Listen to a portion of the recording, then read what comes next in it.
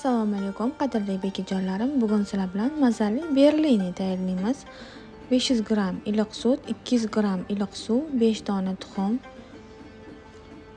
250 g shakar, 1 bochka droji, 200 g sariyog' hammasini solib yumshoqqina xamir qoramiz. Xamirimizni 1 soatga oshirishga qo'yib qo'yamiz. Xamirimiz oshguncha ichidagi nachinkasini tayyorlab olamiz. 250 g shakar, 3 osh qoshiq kakao, 2 osh qoshiq un,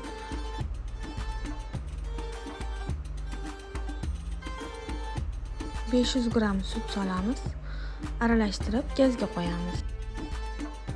Kremimiz quyilgandan keyin chetga olamiz. 2 dona plitka hamda 100 g sariyog'imizni solib yaxshilab aralashtirib, ustini yopib sovitishga qo'yib qo'yamiz.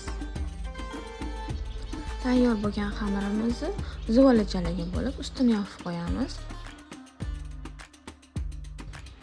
Endi birin-ketin bularni chiroyli qilib pishirishni boshlaymiz. Past olovda qizarguncha ikki tomonini qizartirib olamiz.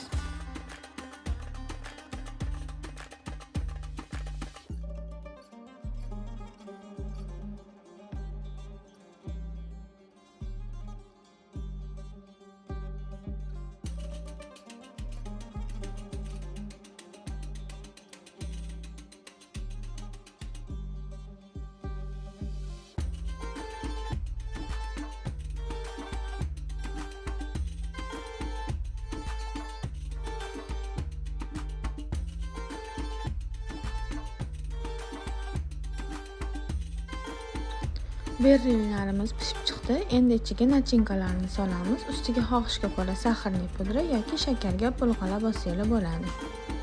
Video sizlarga yoqqan bo'lsa, obuna bo'lib, yurechani bosib ketsanglar xursand bo'laman.